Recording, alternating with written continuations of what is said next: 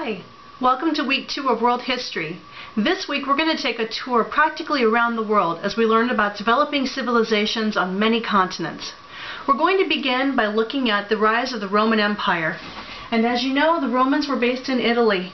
They spread their influence north throughout Europe, south across northern Africa, and they extended their influence east into Eastern Europe. We're going to find out about the trade connections that they built with China over the Silk Road.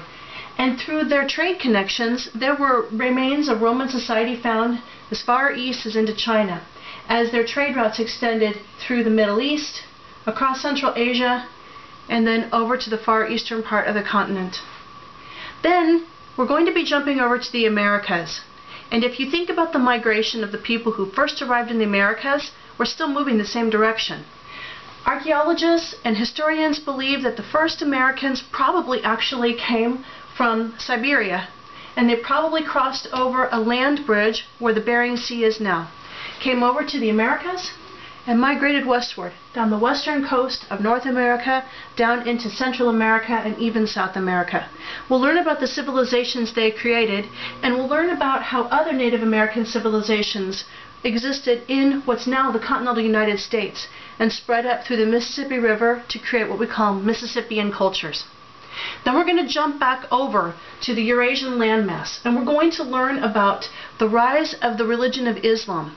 Because of the religious experience of one man named Muhammad, his vision was able to unite warring tribes across the Arabian Peninsula and help them come to power as a dominant cultural group that spread their influence across this peninsula, up north into the Middle East, into Eastern Europe, and all the way as far east as China.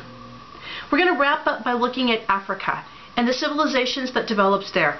And Africa is one large landmass, and we can't think of it as one place. It's many places and many peoples. Over on the east, we have people who hold their heritage as going back to Solomon, if you think about your Old Testament history.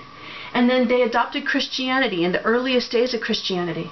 If we go counterclockwise, we're going to come across the top of Africa, and we're going to find people who converted to Islam as Muslim traders crossed through northern Africa.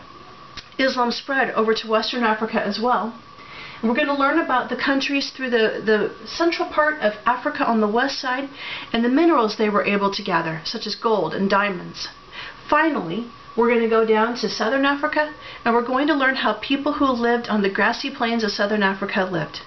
I'm glad you're back this week. I hope you enjoyed the lecture. I hope you're able to learn new things about all of these continents and civilizations. Jump on in as we hit the highlights.